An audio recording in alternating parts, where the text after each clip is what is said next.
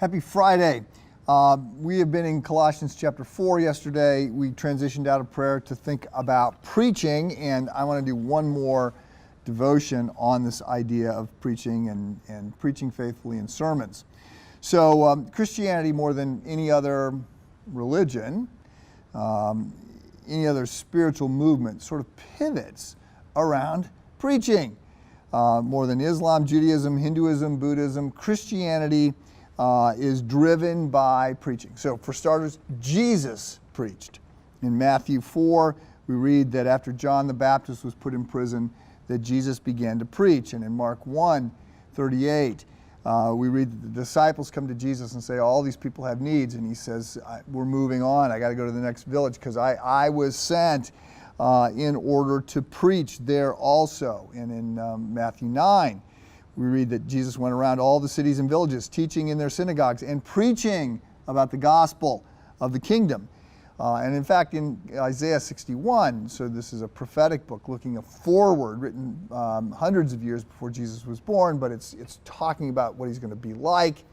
Isaiah 53, the famous prophetic passage about his crucifixion, hundreds of years before crucifixion was even invented.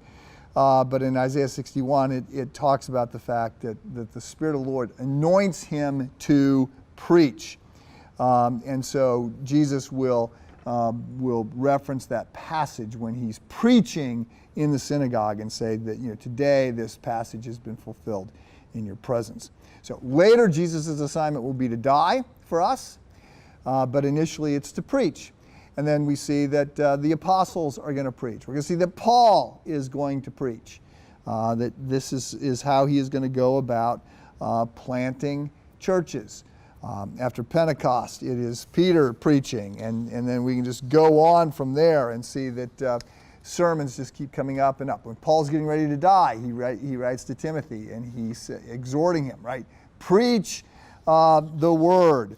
So it's not, by the way, just the apostles that preach. I mean, we see preaching throughout 2,000 years of church history. And the Reformation, which I just was doing one of the 100-plus podcasts on, the Reformation was really a big return to preaching and the centrality of the Word of God. We see that with the Puritans and many others.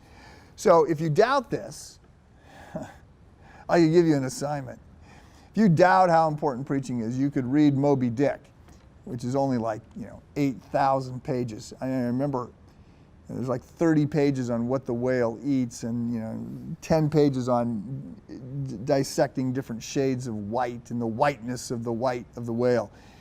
It was torturous to get through it, but there was a brilliant line in there where the Navy chaplain is preaching, and I learned reading that the pulpit that the Navy chaplain is preaching from, and it's called the pulpit, is the front of the boat, because the pulpit, the sermon, the Word of God is supposed to lead the way forward.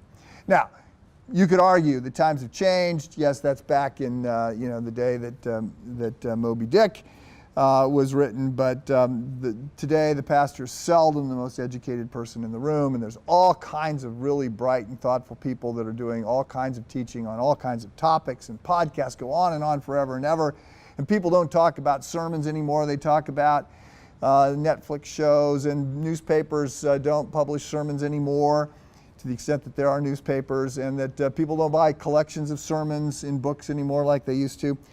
All of those things are absolutely true, but I don't think that means that the sermon is less important.